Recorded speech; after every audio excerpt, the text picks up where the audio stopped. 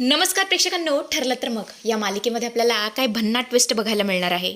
अगदीच रंगपंचमीच्या दिवशी सायलीच्या हुशारीमुळे प्रिया खोटी तन्वी आहे हे पुराव्यानिशी सगळ्यांच्या समोर येणार आहे. तेव्हा आता हे सगळं कशा पद्धतीने घडणार आहे, काय काय घडणार आहे आणि प्रिया खोटी तन्वी आहे हे कळाल्यावर पुढे काय घडणार आहे सगळं सगळं बघूया. चला तर व्हिडिओला सुरुवात करूया. तर आपण पाहिलं की होळीच्या संध्याकाळी प्रतिमा आत्यांना चक्कर आलेली असते. सायली त्यांना वाचवते आणि तातडीने सगळेजण आता प्रतिमा आत्यांना हॉस्पिटलमध्ये घेऊन येतात त्यांच्यावरती पुढचा उपचार करण्यासाठी. डॉक्टर आता प्रतिमा आत्यांना तपासतात, सगळ्यांना केबिनमध्ये बोलावून घेतात. रविराज बोलतात, काय झालं डॉक्टर, माझी प्रतिमा बरी तर आहे ना, ती आउट ऑफ डेंजर आहे ना, तिच्या जीवाला काही धोका तर नाही आहे ना. तेव्हा अश्विन तिचे रिपोर्ट तपासतो आणि बोलतो, नाही, प्रतिमा आत्यांचा हिमोग्लोबिन डेंजरसली कमी झालाय, आपल्याला तातडीने रक्ताची गरज आहे.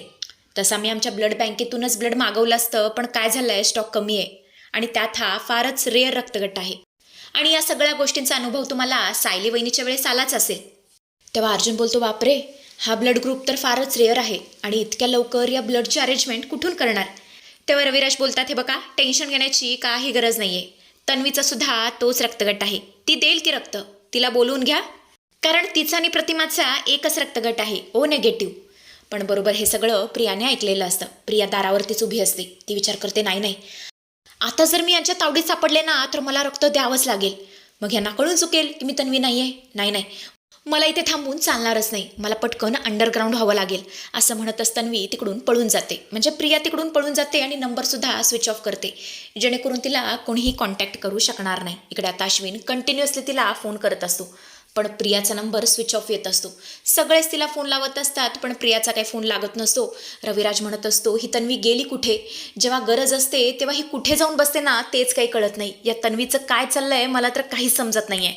तेवढंच त्यांचं लक्ष समोर जातं तर काय, प्रतिमाचा बीपी ड्रॉप होत असतो. सगळेच खूपच घाबरलेले असतात. अश्विन बोलतो, बाबा काहीतरी करावं लागेल, पटकन काहीतरी करावं लागेल, नाहीतर अवघड होऊन बसेल. तेवढं तर सायली बोलते, एक मिनिट, माझा सुद्धा ब्लड ग्रुप ओ नेगेटिव्हच आहे, मी देते प्रतिमा आत्यांना रक्त. आणि अशा प्रकारे आता सायली प्रतिमा आत्यांना म्हणजे स्वतःच्या आईला रक्त देते. प्रतिमा पूर्णपणे बरी झालेली असते. रविराज बोलतात, अश्विन, प्रतिमा आता पूर्णपणे बरी झाली आहे ना, तिला आता मी घरी घेऊन जाऊ शकतो ना. तेव्हा अश्विन बोलतो, हो, तुम्ही आता त्यांना घरी घेऊन जाऊ शकता, she is now out of danger. आणि मग काय, रविराज डिस्चार्जच्या सगळ्या फॉर्मॅलिटीज करतात आणि फायनली प्रतिमाला डिस्चार्ज मिळतो.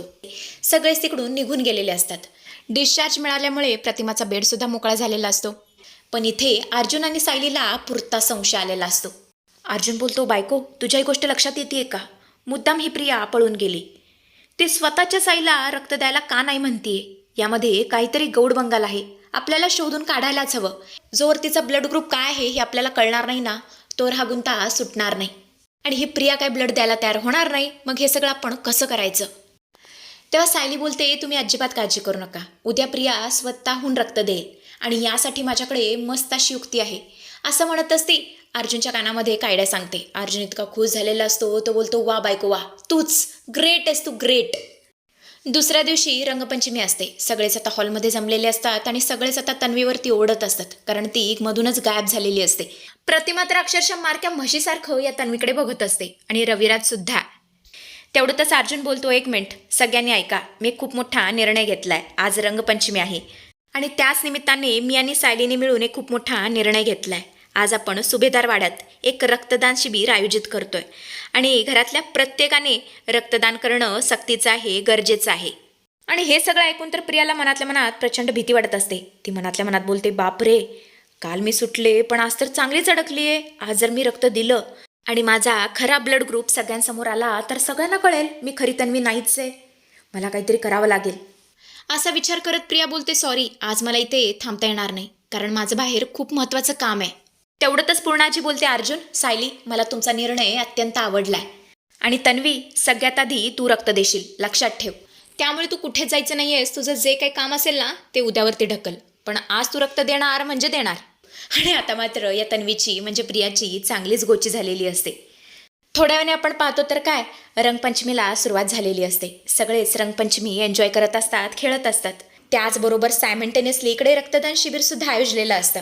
तिथे नर्स, डॉक्टर सगळेच तिथे आलेले असतात आणि सुरुवात होणार असते, श्री गणेश होणार असतो ते आपल्या तन्वीपासून. तन्वीला जाणं भागच असतं, ती आता हळूच तिथे जाते. अर्जुन, सायली या दोघांना सुद्धा प्रियावरती संशय आलेला असतो. त्यांना माहितीच असतं की ही गप्प काय बसणार नाही मुलगी, काहीतरी 100% करणार. त्यामुळे दोघेही प्रियावरती डोळा ठेवून असतात. आता प्रियाचा नाईलाज असतो, त्यामुळे तिला रक्त तर द्यावं लागतं. पण रक्त वगैरे देऊन झाल्यानंतर ती त्या नर्सला गाठते. आजूबाजूला कोणी नाहीये याची खात्री करते आणि नर्सच्या कानात बोलते, हे घे 50,000 रुपये. माझं रक्त घे, पण रिपोर्टमध्ये माझा ब्लड ग्रुप ओ नेगेटिव्हच असा लिहायचा, समजलं का? कोणालाही कळता कामा नये. नर्स म्हणत असते, पण मॅडम मॅडम हे चुकीचं आहे, हे काय करताय तुम्ही? तेव्हा प्रिया दमदाटी करू लागते आणि बोलते, गप्प बस, जेवढं सांगते ना तेवढं कर, उगाच स्वतःचं डोकं चालू नकोस. आणि अचानकच मागून टाळ्या वाजवल्याचा आवाज येतो. अर्जुन पडदा बाजूला करून समोर येतो. त्याच्या हातामध्ये मोबाईल असतो, ज्यामध्ये त्याने हे सगळं रेकॉर्ड केलेलं असतं आणि त्याच्यासोबत सायलीसुद्धा असते. अर्जुन बोलतो, वाह वा प्रिया, क्या बात आहे. स्वतःचाच रिपोर्ट चेंज करताना तुला लाज वाटत नाहीये का?